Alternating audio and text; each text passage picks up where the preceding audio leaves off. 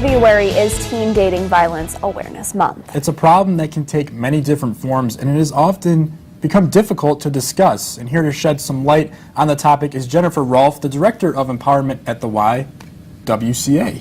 Good morning. Thank you for joining us. Thanks for having me. So I guess it's not something that's talked about widely, but it is an issue here in Fort Wayne. Absolutely. So teen dating violence happens way more often than what people would expect. We actually see that nationwide about 1.5 million teenagers will be in an unhealthy relationship, often abusive, throughout the year. And then the statistic overall is 1 in 3 teens throughout their teenage years will experience an abusive relationship.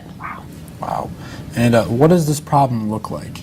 So it can really vary. When it comes to abuse, I think our go-to is always thinking about physical abuse, and it absolutely can become physically violent.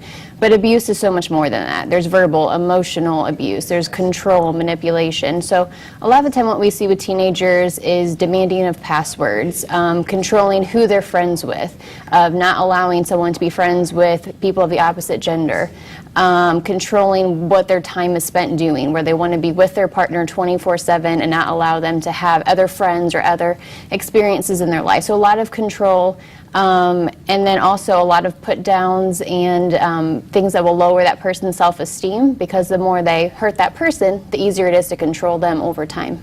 And what are some warning signs parents can look out for? So I would say one would definitely be just seeing a change in that person's behavior, where maybe they are spending less time with their friends and more time with their dating partner.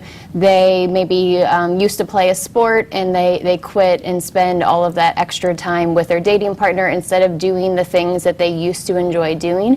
But also if you start to notice where they're constantly getting text messages from that partner, they seem to become upset if they get those text messages from that partner. Maybe that person's asking, where are you, who are you with, what are you doing, where they feel like they're constantly under watch and they really can't have a moment to be by themselves or have time with other people. So some of those changes would definitely be a red flag for parents. And so Mayor Tom Henry recently signed a proclamation on this topic. How can that help with the problem?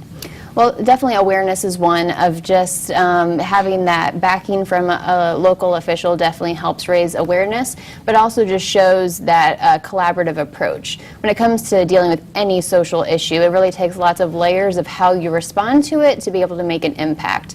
And so being able to have local officials support it, as well as nonprofits like the YWCA and parents and community members, that's really how you're going to tackle a difficult issue. What are some resources parents can go find, or even the teens themselves if they find themselves in an abusive relationship?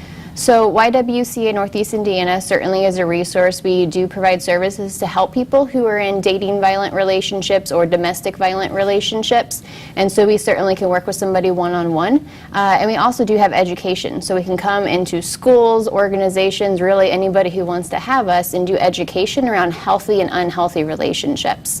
And for parents, it's really educating their children about what should they expect in a relationship, because sometimes abuse can feel normal, where if the only thing you've ever experienced has been somebody telling you that you're not good enough and putting you down, it doesn't seem that odd. And so it's important for parents to have those conversations about what is healthy and what is unhealthy in a relationship. All right, Jennifer, thank you so much for stopping by and letting us know about this very important topic. You can learn more about the YWCA and teen dating on their website, ywcanein.com. We'll have a link to that inside this story on WANE.com. We're back with another check of your forecast after this.